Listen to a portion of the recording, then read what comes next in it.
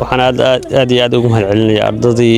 ku tartantay xaggan tartanka orodka maanta waa maalinta dhalinyarada Soomaaliyeed ee 15 May haddana shirkadda Amir Real Estate farxad weyn baan u tahay in wadadeena maanta lagu ordayo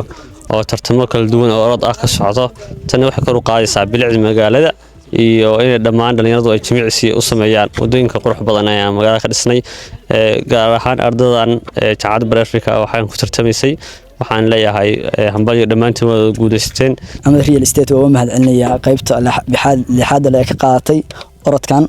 oo qabanayaan ururka ardayda jaamacadda Bariga Afrika iyo jaamacadda Bariga Afrika oo isku duuban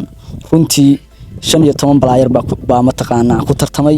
in walba calafkiisu qaaday si qurux badan xirfadooda u soo bandhigeen anaga markasta ururka ahaan waxa naga go'an in ardayda mataqaana wixii hibe ay leeyihiin la soo bandhigo oo markasta ardayda mataqaana tababar iyo mataqaana loo muujiyo inay hibooyinkooda soo bandhigaan laamiga kanaalkan aan taaganahay iyo dhismaha quruxda badan oo shirkadda Amir Real Estate ay maalgelisay waxaan leenahay maalgelintu waa qayb kamid ah horumarka shirkadaha kalena oo ku dhiirigelinayna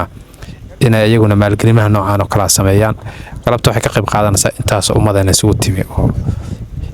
ay ardaad ku soo bandhigayaan qayb kalena halkaas ay ayaguna ku soo bandhigayaan sidoo kale waxay value u sameysay area-dan oo dhan oo markii hore runtii ahayd area leexsan laakiin hadda high quality oo dhul VIP noqday oo hambalyeynayna Ilaahay u barakeeyo businesskooda ganacsigooda dhalinyaradana waxaan rajeynaynaa guul guddiga jaamacaddana waxaan leenahay shaqo fiican baa haysaan aad iyo aad baa mahadsantihiin. Wassalaamu calaykum.